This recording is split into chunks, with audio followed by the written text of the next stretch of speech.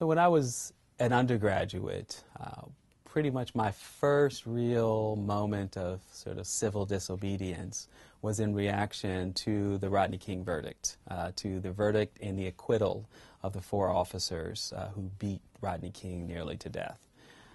It was an outrage, and students on campus gathered at the Du Bois house. We didn't quite know what we were going to do, but we figured we should at least show some form of protest and disgust at what had occurred.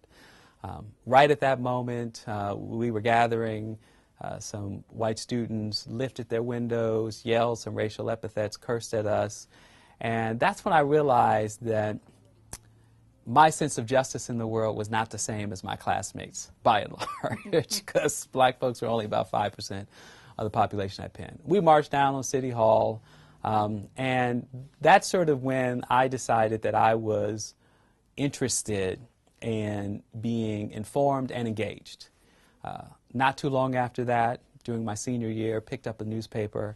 A columnist in anticipation of the Martin Luther King holiday wrote a piece about King as essentially a communist and a hate monger who just wanted to redistribute white people's money and give it to black people. Not unlike Romney and his takers, his 47% comment. But at that time, I just reacted emotionally to it because I didn't have enough of a grounding in the history to understand where that came from. King was like a saintly figure to my 18-year-old mind. And so for me, those were fighting words. So Penn had a hate speech policy. I decided to exercise it. I led a group of students to file a complaint against the journalists, paying no attention to First Amendment rights or freedom of the press rights or any of that stuff. I was just reacting. But I learned over several months of effort around this issue that the institution was much more interested in protecting speech than in protecting the sense of worth and the confidence of its black students, even if that put First Amendment rights in jeopardy. Out of that, we decided as a group of black students, led by the Black Student League, to wage a protest against the student newspaper by confiscating an entire run of the newspaper. 14,000 copies. They were all free. And in a coordinated attack, one early spring morning during my senior year, I, along with dozens of others, confiscated all of the newspapers that had been placed in stands, put them in trash bags, and in one instance, on my way to the drop-off point, which were dumpsters, a police officer on a bicycle yelled, "Stop, drop the papers." To which I said, "What did I do wrong?" Stop, drop the papers. We went back and forth like this. I, being a young 19-year-old by this time, really committed to the principle of what we were doing and knowing that these were free newspapers, I'm thinking, well, I haven't broken any laws. But the truth is, we had presented ourselves to the community, particularly to white police officers, as if we were outsiders to the campus. That's how they saw us. They didn't see us as students involved in campus protests, like, oh, the students have gotten beyond themselves, they're all worked up over something. They saw us as criminals. And so in the interaction with this officer, he struck me on the back of my leg with a baton, to which I was then handcuffed, held in detention for several hours, while the chief of police on campus, which was an extension of the Philadelphia Police Department, launched an investigation to find out what was going on campus. They had arrested a couple of other students. I was held the longest in detention just because of the timing of my arrest, and ultimately never charged or booked or indicted or anything. I was released once they did an investigation and considered a legitimate campus protest. But I learned something about the appearance of blackness, even in what is a safe space, right? The presumption that students will get involved in acts of civil disobedience on college campuses, whether it's around women's reproductive rights, whether it's protesting wars against Iran or Afghanistan. So this kind of thing for us was treated as a criminal offense. Prove your innocence first, prove your innocence as opposed to the presumption of innocence. And later on, during an arbitration between the police officer who was put on administrative leave and the university who was defending itself against the disciplinary action with this police officer, it's during an arbitration that a lawyer representing the police officer for the Fraternal Order of Police, so this is kind of high-stakes stuff, he's sitting across the table from me at arbitration. and he wants to get me worked up to essentially express the kind of mood that the cop articulated as a justification for the stop, which is an angry person engaged in disorderly conduct, resisting arrest, and that wasn't me, one, that day, even though I was passionate about what I was doing, and two, I didn't fit the model of what they wanted to portray me as. So in this moment of tremendous frustration, the lawyer leans across the table and he says, "You should have a record." And I didn't really quite know how to process it in that moment. It was only later that I realized that what he really was saying is that if I could find something in the record, I could make you a criminal. I could get my guy off because the simple fact of you having been arrested for some juvenile offense or some adult offense would essentially negate your citizenship rights, would negate your humanity, because we would all know then that this is really just a performance and you're really just like the rest of them. Well, I didn't have a record. I had not been charged with anything in the instance of this campus protest, and it was so embarrassing that the police officer, who was really the person who was in trouble, not me, apologized to me for his lawyer's behavior. Because the truth is, in that space, all he could see was a human being who he made the wrong assumptions about. He made the wrong call, and he regretted it. And I certainly appreciated it in that moment, and it taught me something about people's capacity to learn from their mistakes. I'm not sure I've forgiven the lawyer, and I'm not sure that he will ever behave any differently if given the choice in future interactions. But for me, that was a lifelong lesson and definitely planted a seed of interest in the history of racial criminalization, the history of police brutality, the ways in which the North functioned as a place where colorblind racism was in some ways far more enduring and pernicious than the old school Bull Connor, Jim Crow racism of the South that we say, oh, well, that doesn't exist anymore. There's no more racism. But policies like stop and frisk, practices that presume that a kid on his way to school with a backpack, a white T-shirt, and saggy pants is a would-be criminal or drug dealer, essentially turning all of our kids into would-be suspects. That's much more connected to what I experienced in college in Philadelphia in the early 1990s. You know, we have Jordan Davis, the trial going on right now. We had the Trayvon Martin trial last summer. Did you ever at that age, and I understand that it was later, that planted the seed and you started forming these opinions, but did you really think that 25 years later this would still be happening in the same capacity and on a national level? I mean, we see it not just with Trayvon and Jordan, but you've got Kendrick, you've got all these kids, and by and large, they're young black men. The only crime they've committed is they are young black men. Yeah. So I'm going to tell you a quick story about exactly how, even with all of my understanding of this as a researcher, right? Because I started graduate school just a couple of years after graduating from college, and then spent the next 8 years working on a history of the criminalization of black people in places like the North. So we're talking about somebody who has dedicated most of my adult life to this subject matter as a historian.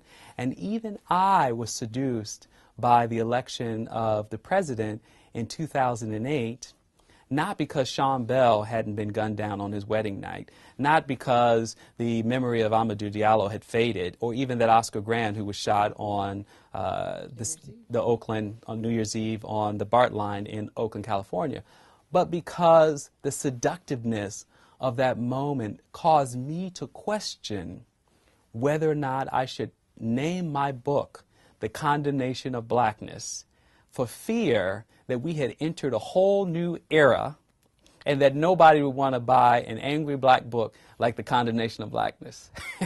So the subtitle of the book was going to be The Condemnation of Blackness Before Barack Obama. I'm saying this because this is something I thought seriously about. And yet, I think within a matter of weeks, Skip Gates was arrested on the steps of his own home. And then it just struck me. I said, this is so deeply ingrained in American culture and society. This is so much built into the fabric of the streets we walk on and the neighborhoods that we live in, that this book will never expire in my lifetime. And that doesn't mean I'm not working for it to expire. It just means that I don't have to worry that that where we are as a country and our unwillingness to learn from the past, our unwillingness to come to terms with the legacy and the continued articulation of white supremacy means that this book is not just a timely and important history lesson, but will continue to be a resource for people who come to this subject, just like I did, wanting to understand how do we keep doing this. And so for the young brother who's tired of being stopped and frisked every day on his way to and from school, for yourself, I'm sure there are times when you're not dressed in your suit and tie, when maybe on a Saturday you go to Starbucks in your hoodie and some saggy jeans, and somebody feels the need to question where you're going. What do you say to that brother to keep him going and to let him know that we're working and that it's tangible? What do you say to him to bring him through? Yeah, well, first of all, I say that you can only lose if you hurt yourself or others, because that's what the system set up. The frustration, the anger is symptomatic of a system that is designed currently, I don't know what it'll be in a generation from now, currently to dehumanize you. And everything else that is about humanizing black people is the exception, not the rule. That being said, why let them win? So one of the ways that you fight back, one of the ways that you gain strength and energy is by understanding the problem. Because not understanding, that's why artists are so amazing. That's why hip hop has been so important. Because it was a way in to understanding the problem, owning what it is, and in that is an act of liberation. So much of the Black freedom movement that we celebrate in this 50-year moment was about study groups that started in the 1950s and 1960s amongst students. Many of them were college students, but many of them were community students. I mean, kids who were barely making it in high school who had access to a community program. It's exactly what gave way to the Black Panther Party. They started as study groups because understanding their condition and debating that condition made them feel better about themselves. Dr. King wrote in Where Do We Go From Here? Crisis or Community in 1967 that the history books, which have completely left out the contributions of the Negro in American history, have contributed to the Negro's sense of worthlessness and the anachronistic doctrine of white supremacy.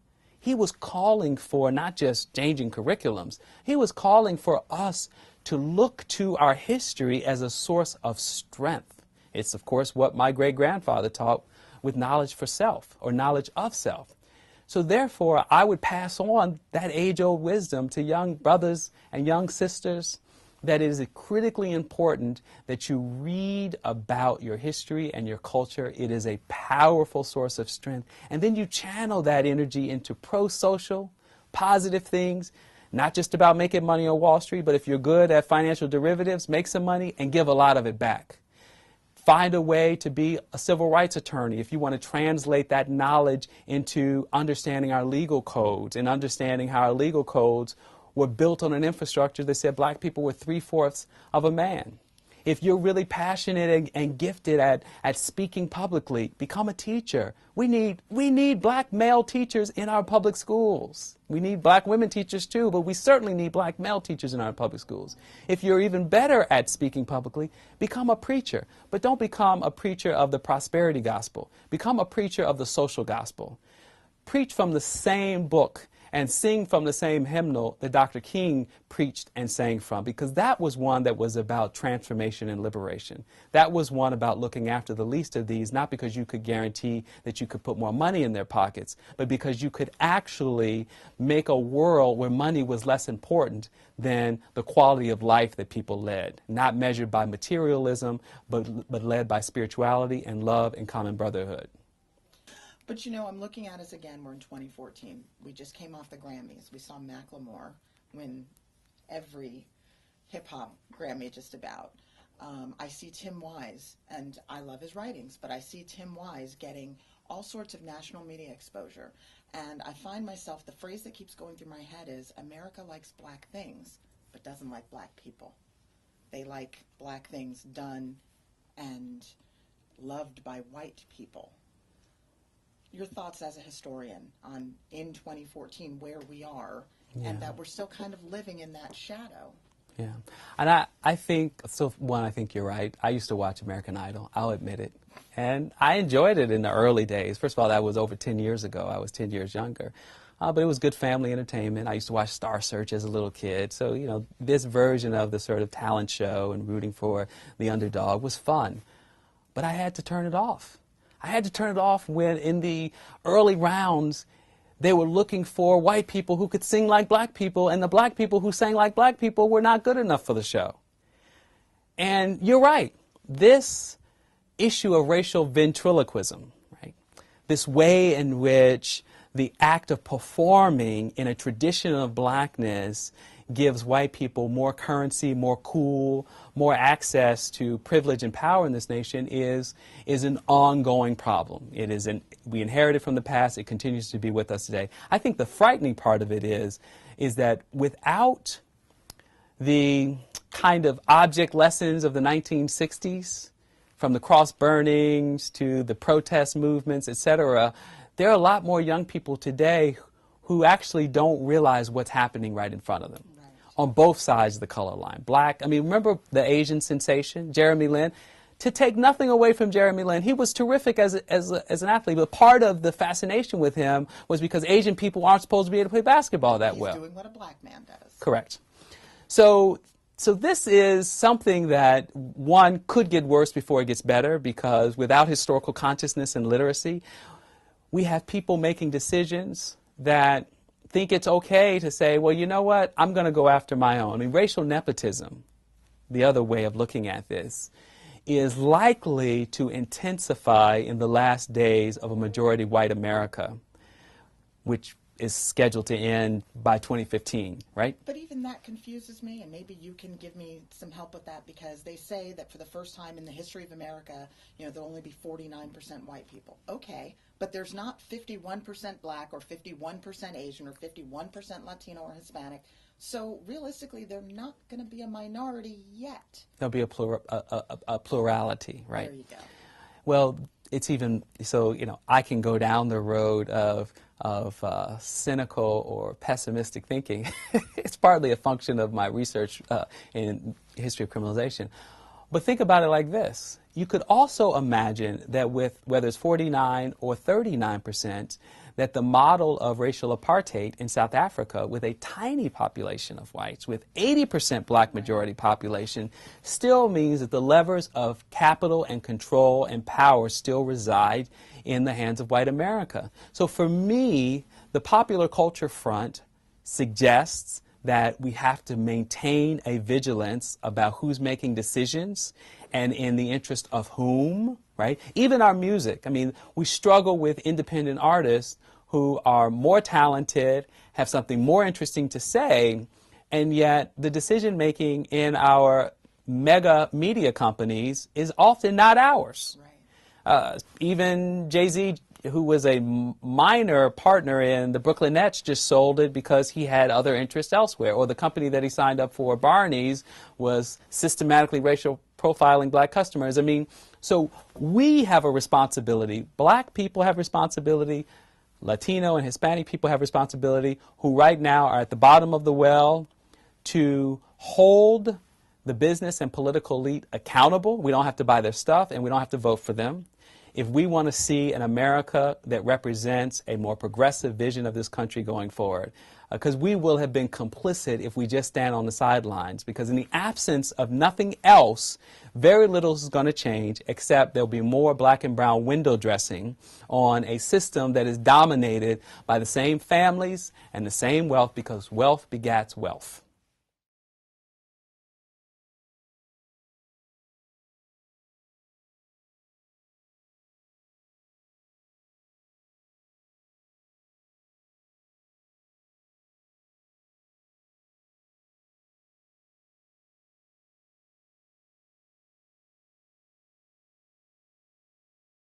What feels good is that our young people are doing better than ever in terms of their commitment to their education. We hear a lot of negative statistics, but the truth is that when you look at 16 to 24-year-olds and you look at all the pathways to graduating from high school, they're graduating on equal par with all of their counterparts. That's really good news. We have something close to 3 million black people who have gone to college as compared to a quarter of 250,000 just about 30 or 40 years ago, which is to say that our young people are actually embracing education as an opportunity. We beat up on them because of the sensationalism of what we see on TV. We assume that when our young people don't do as well as their quote-unquote white or Asian counterparts, and dirty secret, the whites are not doing as well as their Asian counterparts, we don't compare them to their own high-achieving counterparts. We hold in constant this white norm. So we've got to continue to tell good stories about our young people and appreciate that they've listened to the value of education. But we also have to fight for them. And we have to build the intergenerational relationships that sustained earlier black communities, where mother wisdom and mother wit was valued, but at the same time young people were encouraged to do what was necessary to change the world. Those young people, those SNCC activists, those freedom writers, everybody wasn't happy about what they were up to, but they had just enough support from other people to help change the world. I'm excited about our young people and their willingness to do the right thing. We just have to do our part to make sure it pays off.